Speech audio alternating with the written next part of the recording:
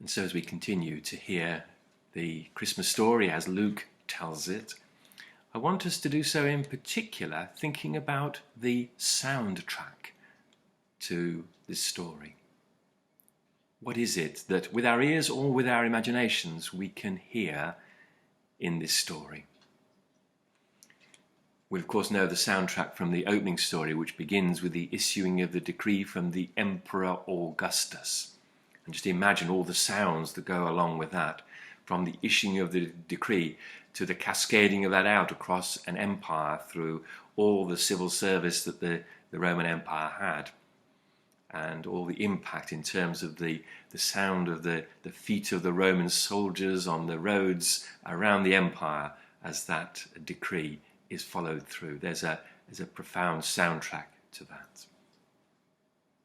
As we pick up the story, we're just fading into the distance is the soundtrack, of course, of the angels, the company of heaven, pronouncing the good news of Jesus' birth.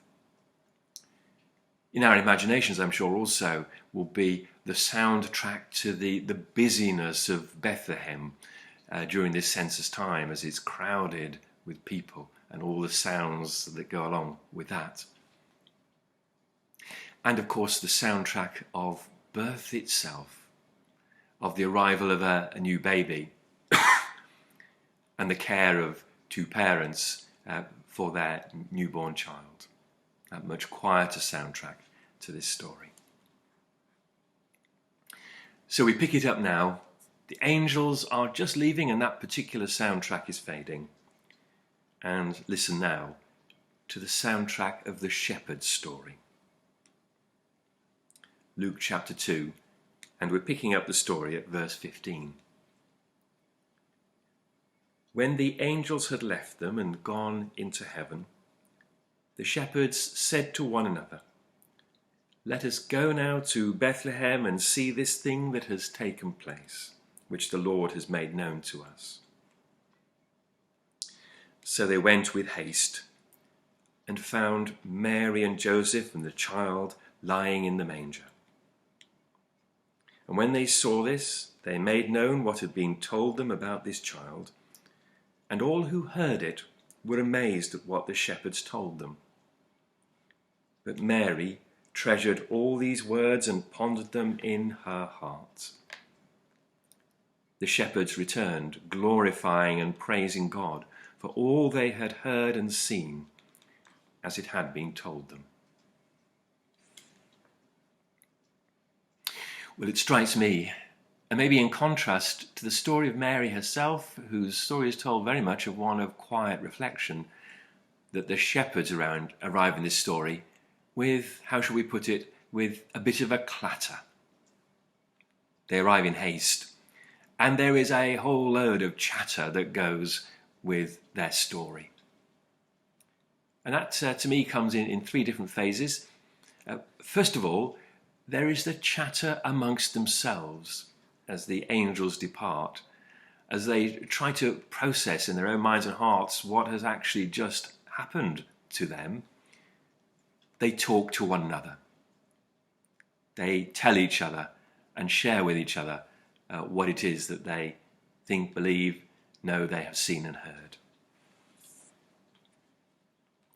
The second stage, of course, is as they arrive at the place of Jesus' birth, and they tell those who are gathered there. Now, that might just be Mary and Joseph, but as I read this story, the implication is that there are more people who are listening in to what the shepherds say, but they tell those who will hear what it is that they have seen and heard and have been sharing amongst themselves. And then, of course, thirdly, as they depart from the story, as they enter, they exit the stage of the story, they end praising and glorifying God. So it's a noisy world, a noisy entrance and a noisy exit for these shepherds. But it seems to me that as we listen to the story in this way, here is a picture of discipleship at its fullest. What is it to be a disciple of Jesus? Well, surely, and those of us in the church will be profoundly aware of this, it is about, first of all, sharing amongst ourselves what it is that we have experienced of God's goodness and God's grace and God's love and God's guidance in our own story. What is church if not a place where we can tell one another what we have seen and what we have heard? And then secondly, of course, it is about sharing that story with the wider world in whatever way we can, and it will be different depending on our circumstance, and it won't always be as straightforward telling our story to all who will hear, but we will find ways of giving expression to the wider world of what it is we believe we have known and seen and heard in our own experience, in our own hearts. And maybe that sometimes we're much in action as it is in word. And then, of course, we are nothing as disciples of Jesus if that is not also expressed in our praising and glorifying of God because of what we had seen and heard and experienced, and then, of course, gone on to share with the world. And surely it's those three things together, sharing with one another, sharing with the world, and sharing with God, that makes us true and full disciples of Jesus Christ. And so my question for this Sunday is, what is the soundtrack to our own Christmas story? What is it that we've been able to share one with another as brothers and sisters in Christ? What is it that we've been able to share with the wider world in terms of what we believe it means that God has come amongst us in Jesus Christ? And how has that all been wrapped around in a story of praise of the God who is with us, who comes amongst us, God with us, Emmanuel?